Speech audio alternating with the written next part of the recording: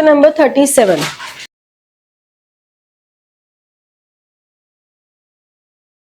करके दिखा रही हूँ एक बार कि कैसे करते हैं। पहला काम क्या है, from the following information calculate cash flow from investing activities and cash flow from financing activities. हमेशा ये मार्क कर लो कौन सी आइटम इन्वेस्टिंग में आएगी, कौन सी फाइनेंसिंग में आएगी। सबसे पहला काम यही करो। बैलेंस शीट की भी जितनी आइटम्स होती हैं वो ऑपरेटिंग, इन्वेस्टिंग या फाइनेंसिंग किसी एक में ही आती हैं, ठीक है। तो यहाँ पर भी जैसे plant and machinery, non current investments and land, ये आ गए इन्वेस्टिंग में। उसके आगे equity share capital, preference share capital, securities, premium, debentures, ये आ गए फाइनेंसिंग में। एक चीज क्लियर। दूसरी, एडिशनल इंफॉर्मेशन में depreciation charge on plant and machinery, plant and machinery book value sold, land sold, यानी कि फर्स्ट थ्री इंफॉर्मेशंस आपकी आएंगी इन्वेस्टिंग में और नेक्स्ट थ्री इंफॉर्मेशन आपकी आ रही है फाइनेंसिंग में। तो सबसे पहले, क्योंकि अगर आपको ये रिकॉग्नाइज करना आ गया कि कौन सी आइटम किस एक्टिविटी में आनी है, तो आपके लिए अदर क्वेश्चन तो वहीं पे हो जाता है, क्योंकि हम इधर उधर के आइटम्स डाल देते हैं। अब जो इंफॉर्मेशन हमें गिवन है उसकी हमारी बन जाएंगी लेजर अकाउंट। तो हमने यहां लिख दिया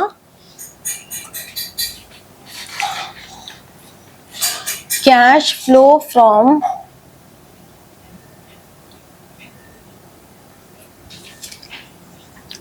इन्वेस्टिंग एक्टिविटीज।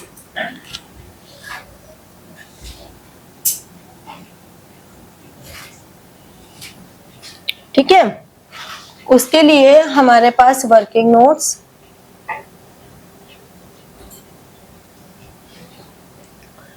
एक तो हमें प्लांट एंड मशीनरी अकाउंट बनाना है।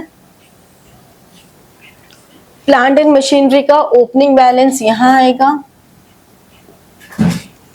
और क्लोजिंग बैलेंस यहां आएगा, क्योंकि असेट है तो ओपनिंग बैलेंस डेबिट होता है।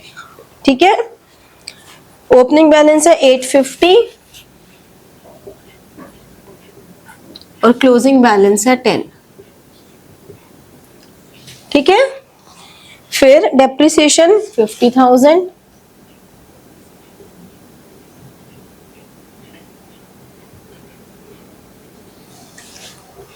ठीक है। फिर plant and machinery book value 60,000, sold for 40, यानी कि बैंक में आ गया 40 और 60,000 बुक वैल्यू थी, लॉस ऑन सेल आ गया 20। अब डेबिट में जो बैलेंसिंग फिगर आएगी वो आएगी परचेजेस।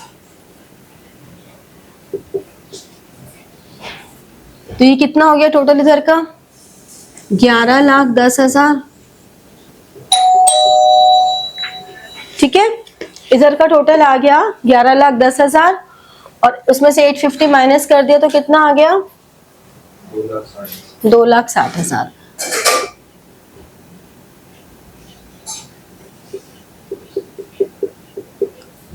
अब जो परचेजेस है वो इन्वेस्टिंग में माइनस होगा, जो सेल है वो इन्वेस्टिंग में प्लस होगा। Depreciation loss on sale operating की आइटम है, ऑपरेटिंग का हमें यहाँ कुछ करना नहीं है तो इग्नोर कर देंगे। ऐसे ही लैंड अकाउंट बनाया,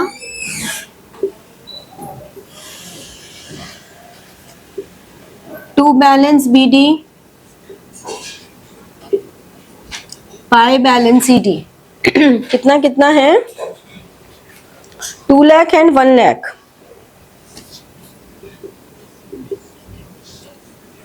क्या इंफॉर्मेशन दी हुई है इसके लिए, gain on sale of land 60,000,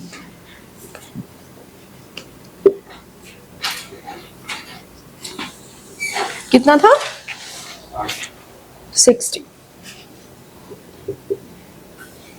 तो ये हमारे पास टोटल आ गया 260। बैलेंसिंग फिगर कहाँ आ रही है,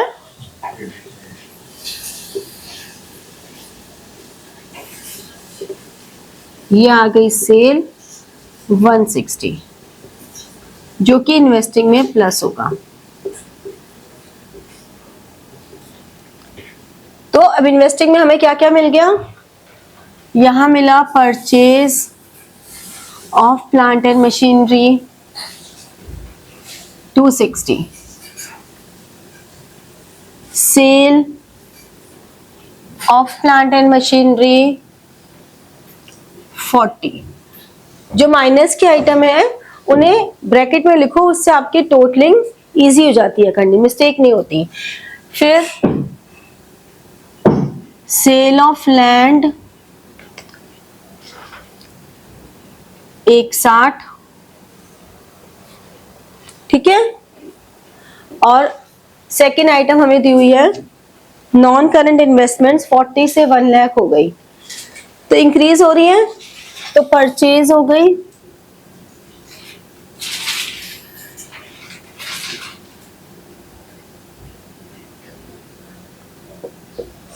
40 से 1 लाख हो रही है, तो 60,000 की परचेज हो गई। अब इसका टोटल देख लो कितना आ गया, ये आ गया 120, माइनस में आया ना, तो हमारा हो गया cash used in investing activities. ठीक है, समझ में आया। अब इसका बी पार्ट देखो,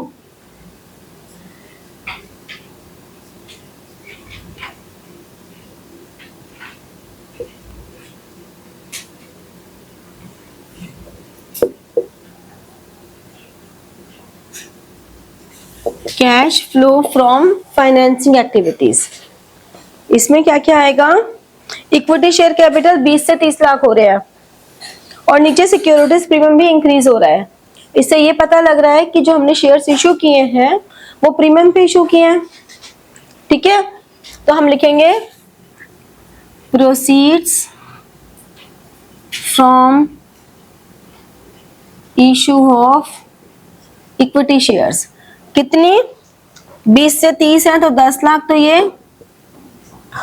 और 1 लाख प्रीमियम है, तो 11 लाख हो गई।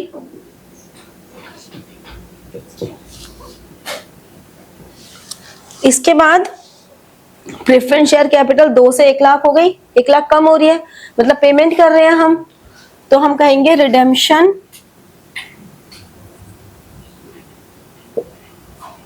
Of 10% preference share capital. 1 lakh तो ये है ही रिडेम्पशन की, और नीचे हमें एडजस्टमेंट दी हुई है कि प्रीमियम 5% है जिसपे हम रिडीम कर रहे हैं, 5% प्रीमियम, 5% प्रीमियम पे लिखा है ना, 4th पॉइंट। 5% तो कितना हो गया, 5,000, यानी कि हम वापस कितना कर रहे हैं, 1,05,000। ठीक है, इसके बाद नेक्स्ट है 10% डिबेंचर्स, उसमें कोई चेंज नहीं हुआ, तो उस पर सिंपल इंटरेस्ट लगा देंगे, डिबेंचर इंटरेस्ट 10 लाख पे 10%। इसी से हमें समझ में आया कि जो प्रीमियम है वो इक्विटी शेयर्स के साथ ही है, क्योंकि 3 सिक्योरिटीज होती हैं। डिबेंचर्स में तो कोई चेंज ही नहीं हो रहा, प्रेफरेंस शेयर रिडीम हो रहे हैं, इक्विटी शेयर्स इशू हो रहे हैं, तो इसका मतलब प्रीमियम तो इशू के साथ ही होता है।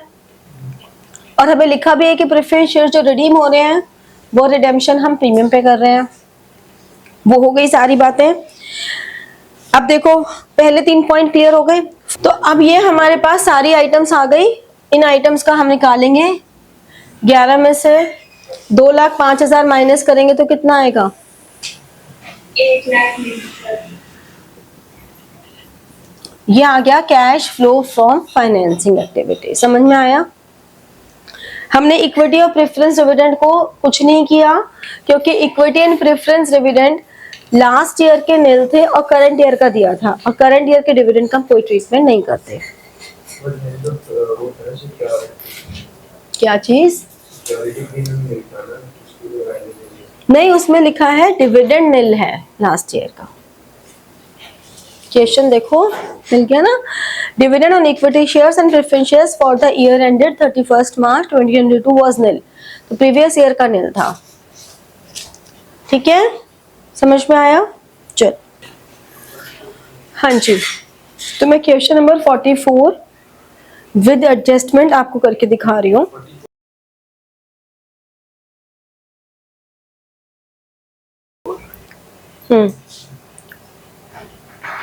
देखो 44th के जब भी कोई फुल फ्लेजेड क्वेश्चन होता है, जैसे कि ये 44 है, ये ऐसा क्वेश्चन है जो कि एग्जाम में आ सकता है। इसमें ऐसा कुछ नहीं है कि इतना बड़ा क्वेश्चन नहीं आ सकता, क्योंकि इसमें एडजस्टमेंट्स एक दो ही हैं, दो ही एडजस्टमेंट्स हैं, तो ये आ सकता है।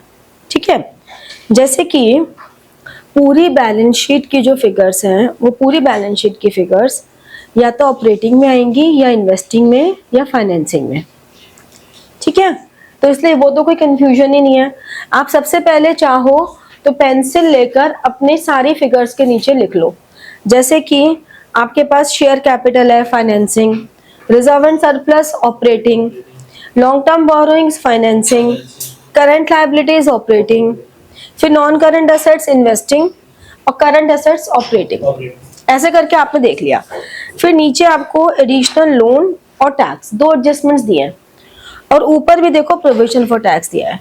इसका मतलब हमारे जो वर्किंग नोट्स हैं उसमें सिर्फ प्रोविजन फॉर टैक्स का अकाउंट बनाना है। तो सबसे पहले ये आ जाएगा cash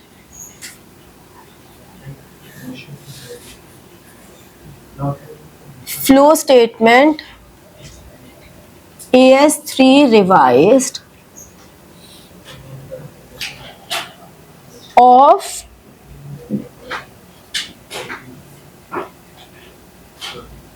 मेवानका limited as at 31st March 2017। ठीक है, आपने यहां डाला कैश फ्लो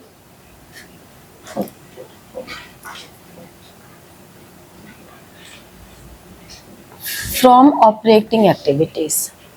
ठीक है, पहली हेडिंग डाल दी। अब इसमें हमें चाहिए profit before tax and extra ordinary items. हाँ पूरा ठीक है, और हमने इसके लिए लिख दिया वर्किंग नोट नंबर 1। ठीक है, इस तरह से हम प्रेजेंट करेंगे। यहां पर हमने वर्किंग नोट्स बनाए।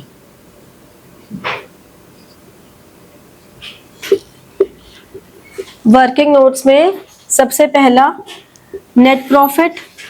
नेट प्रॉफिट कहां से आएगा? देखो सरप्लस दिया हुआ है 25 और 120। प्रीवियस ईयर का 120 है और करंट ईयर का 25 है, तो यानी कि previous year minus current year, sorry 25,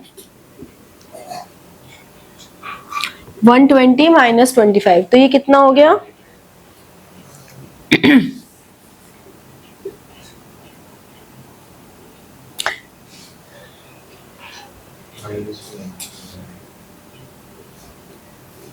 फिर से समझो, नेट प्रॉफिट जो होता है वो होता है current year minus previous year.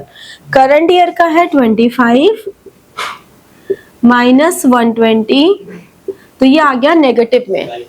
ठीक है ना, 95 नेगेटिव, आपने इसको लिख दिया ब्रैकेट में। फिर इसके बाद आइटम्स इसमें क्या क्या ऐड होती हैं? रिजर्व जो कि इसमें नहीं है, डिविडेंड जो कि इसमें नहीं है, टैक्स। टैक्स के लिए हमें बोला है पेड ड्यूरिंग द ईयर।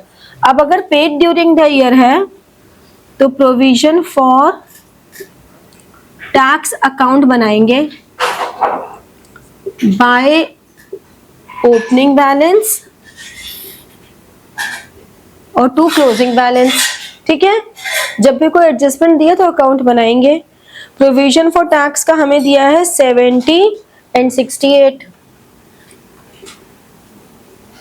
70 और 68। यहां आ जाता है टैक्स पेड और यहां आ जाता है प्रोविजन मेड। अकाउंट्स का कोई भी चैप्टर स्ट्रॉन्ग तभी होगा जब प्रैक्टिस करोगे। अगर प्रैक्टिस नहीं करोगे तो अकाउंट्स हमेशा ही वीक रहेगा। थोड़ा डिमांडिंग सब्जेक्ट है ये। कितना पे किया हमने? 53।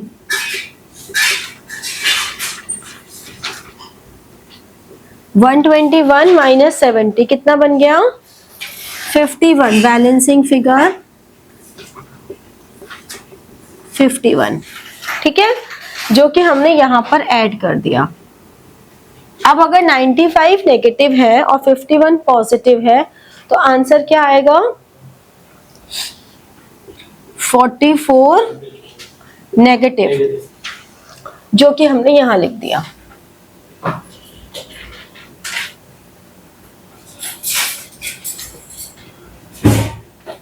Inner column, outer column. अब हमें इसमें ऐड करनी है non operating and non cash items. कौन कौन सी होती है वो? इस क्वेश्चन के हिसाब से हम देखें तो हमारे पास एक तो डेप्रिसिएशन है और एक इंटरेस्ट ऑन लोन है, ठीक है ना, दो आइटम्स है। तो कितना है हमारा? डेप्रिसिएशन है 23 से 48 हो गया, तो 48 माइनस 23 कितना हो गया? 25। और इंटरेस्ट हमारा पहले बोरोइंग्स थी 60, अब हो गई 80, तो इसका मतलब, और लोन हमने लिया 1 जुलाई 2016 को, तो ये भी हम वर्किंग नोट्स यहीं पे बना देंगे कि जो ओपनिंग बैलेंस था 60,000,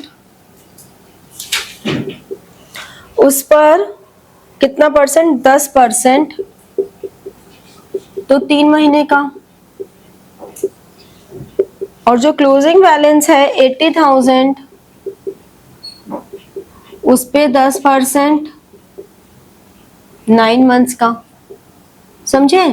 क्योंकि 1 जुलाई को लिया है ना लोन, तो 3 महीने का इंटरेस्ट ओपनिंग बैलेंस पे लगा, अब बचे हुए 9 महीने का इंटरेस्ट क्लोजिंग बैलेंस पे लगा। समझ में आया इंटरेस्ट ऑन लोन? तो ये कितना हो गया?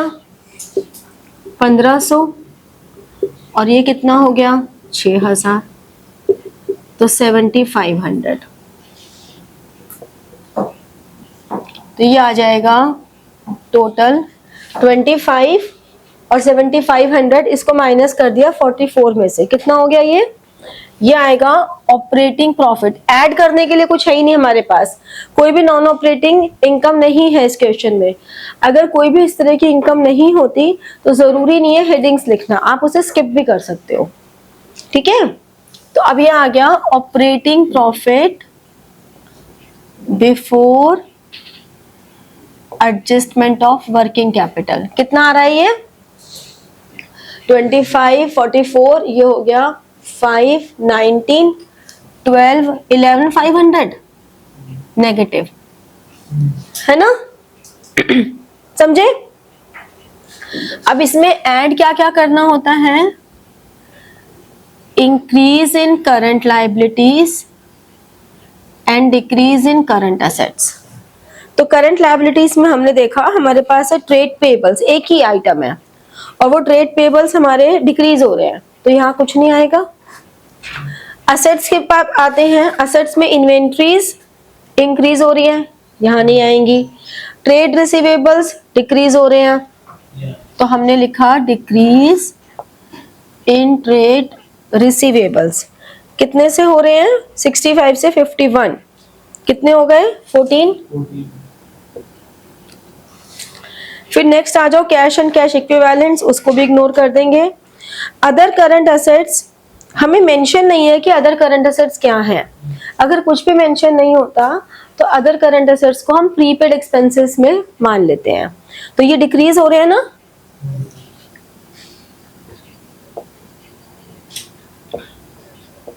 कितने? 4000, ठीक है। कितना हो गया? अभी हो गया 16, यानी कि 4500 प्लस में आ गए अब हम, है ना। अब लेस क्या करना है? Decrease in current liabilities, increase in current assets. तो यहाँ पे था डिक्रीज इन ट्रेड पेबल्स। कितना था ट्रेड पेबल्स? ये था हमारे पास 20 से 6 हो गया 14,000, 6,500 आ रहा है। अच्छा हाँ 18,000 है ना, हाँ ये हो गया 14,000। आगे इन्वेंट्रीज हमारी इंक्रीज हो रही है 7,000 से,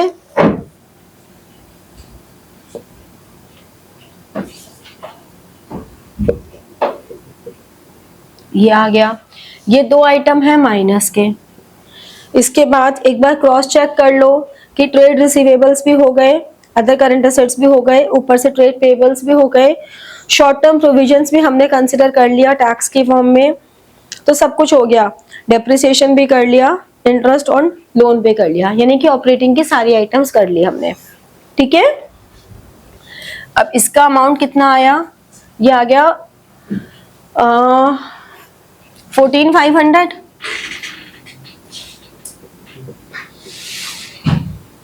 माइनस का,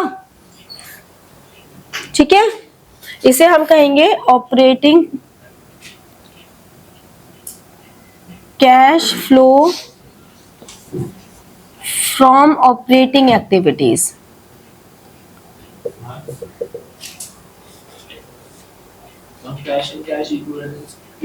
अभी वो तो cash and cash equivalents last में आते हैं ना, फोर्थ आइटम होगी ना, वो लास्ट में आते हैं। जब हमारे फॉर्मेट में इतने सारे क्वेश्चन हमने किए हैं, बट वो इसमें ऐड नहीं करते थे।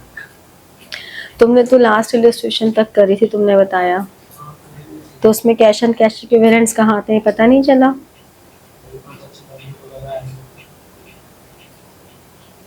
इसलिए कहती पता लग जाता है होमवर्क कितनी ईमानदारी से किया है। नेक्स्ट हुआ कि less tax paid. Tax paid हमारा कितना है? 53,000, ये भी लेस में है। अब ये हमारे पास आया net cash flow from operating activities, A part कितना हो गया? 67,500। डबल लाइन नहीं आती इसके नीचे कभी भी, ठीक है, क्योंकि एंड ऑफ क्वेश्चन नहीं है, इसलिए डबल लाइन नहीं आएगी। अब नेक्स्ट हमारे पास बी पार्ट आया, कैश फ्लो। इसमें यहाँ पे कैश यूज नहीं होना चाहिए। ब्रैकेट में डाल दो ना, तो यूज लिखने की जरूरत नहीं है। ये बी पार्ट में इन्वेस्टिंग में सिर्फ एक ही आइटम आ रही है, मशीनरी। 384 से 215 हो रही है, तो क्या हो रही है? परचेज हुई ना, परचेज ऑफ मशीनरी कितने से? 384 माइनस 215 कितनी हो गई?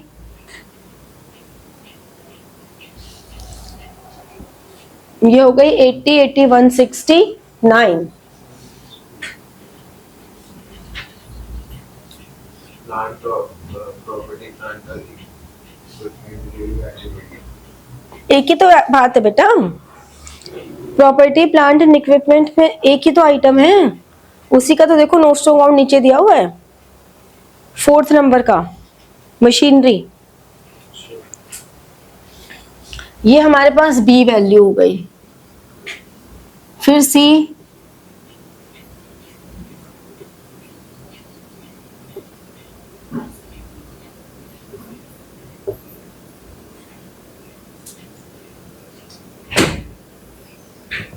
फाइनेंसिंग में शेयर्स आ गए, इंक्रीज हो रहे हैं।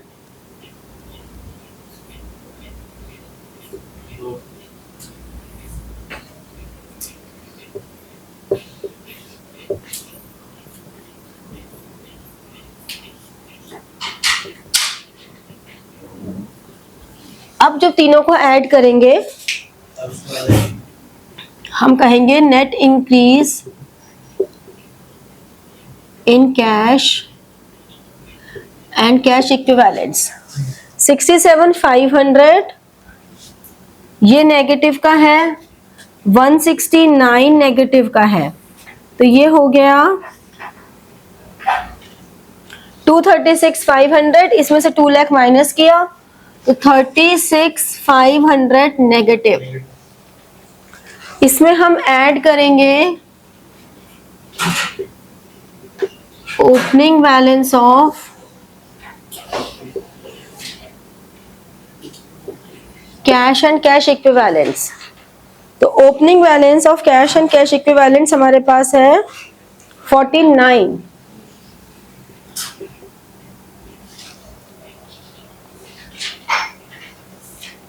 यहाँ पे वो भी तो आएगा, लोन भी तो लिया है हमने, रेजिंग ऑफ लोन,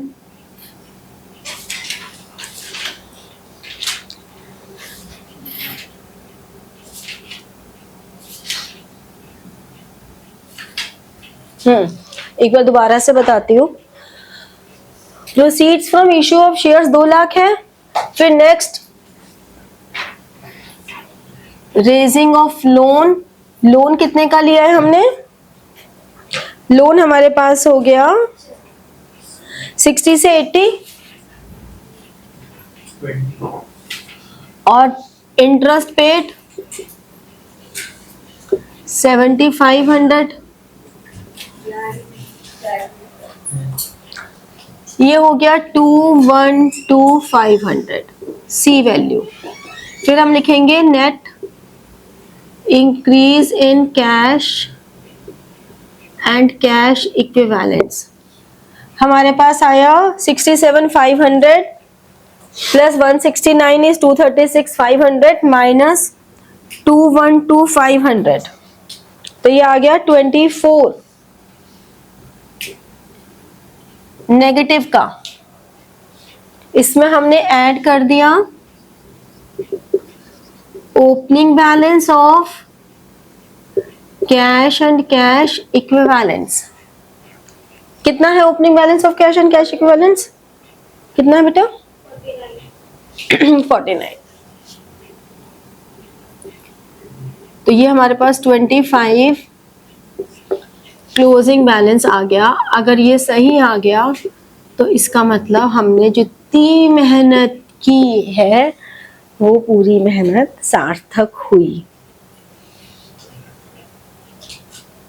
ठीक है,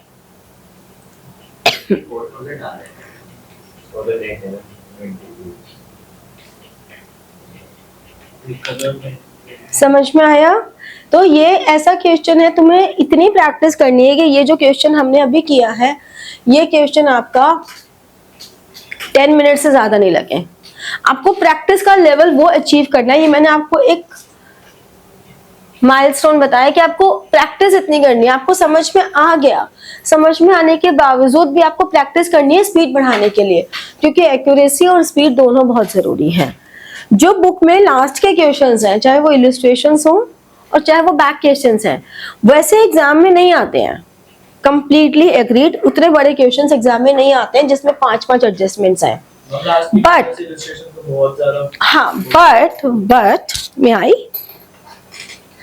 बट उस पूरे क्वेश्चन में से कोई एक पोर्शन तो आ ही सकता है कि उस क्वेश्चन में से आपको सिर्फ ऑपरेटिंग बनाने को दे दिया, सिर्फ इन्वेस्टिंग बनाने को दे दिया, या सिर्फ फाइनेंसिंग बनाने को दे दिया। कोई एक पोर्शन तो आ ही सकता है। तो इसीलिए वो क्वेश्चन इतने बड़े करने जरूरी है। मैं वो नहीं कह रही कि वो भी 10 मिनट में हो, उसमें आपके 15-20 मिनट भी लग जाए, दैट इज ओके, बट वो करने क्यों जरूरी है मैं वो आपको बता रही हूँ कि अगर पूरी full fledged cash flow statement बनाने को आती है तो 1 या 2 एडजस्टमेंट्स आती हैं, या तो डेप्रिसिएशन की दे देंगे या टैक्स की दे देंगे, बस इन दोनों में से कोई एक दे देंगे, या डिविडेंड की दे देंगे। जनरली टैक्स और डेप्रिसिएशन ही आता है जब फुल फ्लेजेड क्वेश्चन होता है। बट अगर वो फुल फ्लेजेड पूरा कैश फ्लो बनाने को नहीं दे रहे, वो सिंगल एक ऑपरेटिंग, इन्वेस्टिंग या फाइनेंसिंग बनाने को दे रहे हैं, तो जो आपके एंड के क्वेश्चंस है वो एडजस्टमेंट्स उसमें आ सकती हैं, तो इसलिए वो भी करने हैं। ठीक है, चलो like, share and press the the bell button for getting the